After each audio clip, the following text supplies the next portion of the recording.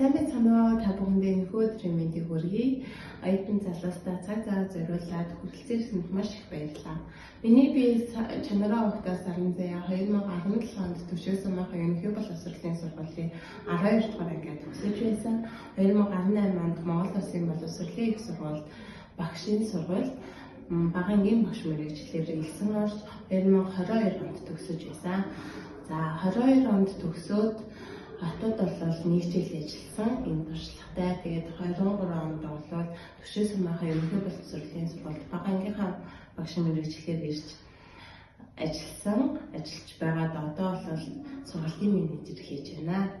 За хот болон хөдөө орон нутагт ажиллахын ялгаа гэвэл хотод бол өөртөө зарцуулах цаг зав бол хомс байсан.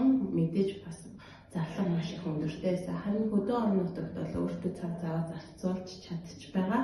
Мөн гэр бүлтэй маш их цаг зав зарцуулж байгаа. Аав ээжийнхаа дэргэд ирээд ажиллана гэдэг бол сэтгэлийн амар амгалангийн нэг хэсэг болсон.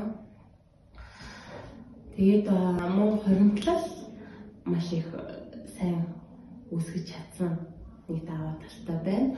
Мөн би магистраар одоо л давхар сураад, онлайнаар сураад ажиллаа хийх хоёр бол маш сайн асуудалгүйгээр сураад ажиллаа хийж байгаа. За тэгээд иш тийшээ хот аймаг явлаа тий.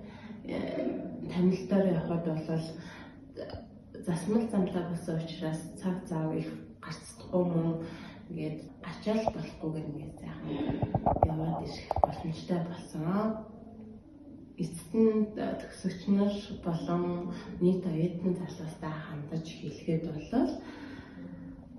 та нарын минь ур чадвар төрсөн нутагтаа маш их хэрэгтэй байгаа, хэрэгцээ, шаардлагатай байгаа. Энд л та бүхэн минь бодит өөрчлөлтийг хийж цэцэглүүлж төрсөн нутгаа хамгийн сайхнаар ирээдүйд авч явах эзэн юм шүү.